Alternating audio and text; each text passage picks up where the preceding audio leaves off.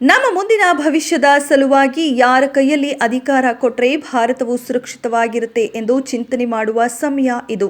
10 ವರ್ಷದ ಹಿಂದೆ ಯಾವುದೇ ಒಂದು ಸರ್ಕಾರ ಅಧಿಕಾರದಲ್ಲಿ ಇರಲಿಲ್ಲ. ಕಾಂಗ್ರೆಸ್ ಸರ್ಕಾರದ ಭ್ರಷ್ಟಾಚಾರ ತುಂಬಿ ತುಳುಕಿದಾಗ ಈ ದೇಶದ ಜನರು ದೇಶದ ಭದ್ರತೆಗಾಗಿ ಬಿಜೆಪಿಯನ್ನ ಆಯ್ಕೆ ಮಾಡಿದ್ರು.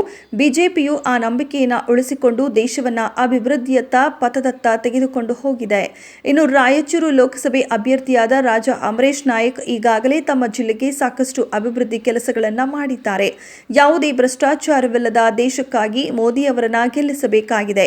ಮುಂಬರುವ ಲೋಕಸಭಾ ಚುನಾವಣೆಯಲ್ಲಿ ಮೋದಿಯು ದೇಶದ ಜನರ ಆಶಯದಂತೆ ಇಡೀ ವಿಶ್ವವನ್ನೇ ಗಮನ ಸೆಳೆಯುತ್ತಾರೆ. ಅದಕ್ಕಾಗಿ ಅವರು ಮಾಡಿರುವ ಕೆಲಸಗಳನ್ನು ನೋಡಿ ಮತ ಹಾಕಿ ಎಂದು ಬಸವನಗೌಡ ಪಾಟೀಲ್ ಅವರು ರಾಯಚೂರು ಲೋಕಸಭಾ ಬಿಜೆಪಿ ಅಭ್ಯರ್ಥಿ ಅಮರೇಶ್ ನಾಯಕ್ ಪರ ಬಿರುಸಿನ ಪ್ರಚಾರ ನಡೆಸಿದರು.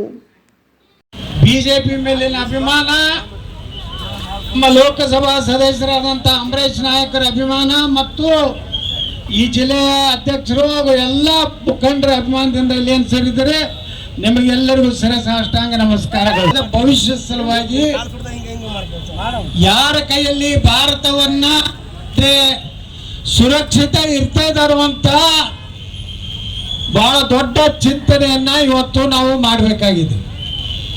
ಕಳೆದ 10 ವರ್ಷದ ಹಿಂದೆ ನಮ್ಮ ದೇಶದಲ್ಲಿ ಒಂದೇ ಪಕ್ಷದ ಸರ್ಕಾರ ಇರಲಿಲ್ಲ.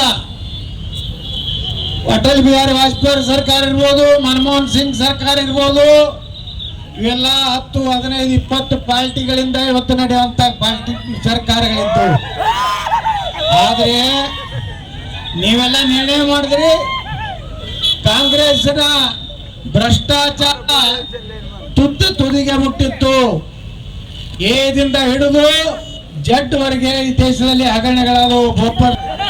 ಎಷ್ಟದಲ್ಲ A to Z ಎಲ್ಲ ಒಂದೊಂದು ಇಂಗ್ಲಿಷ್ ಶಬ್ದಕ್ಕೆ ಒಂದೊಂದು ಹಗರಣಗಳನ್ನು ಮಾಡಿ ಲಕ್ಷಾಂತರ ಕೋಟಿ ರೂಪಾಯಿಯ ಭ್ರಷ್ಟಾಚಾರ ಆಗಿತ್ತು.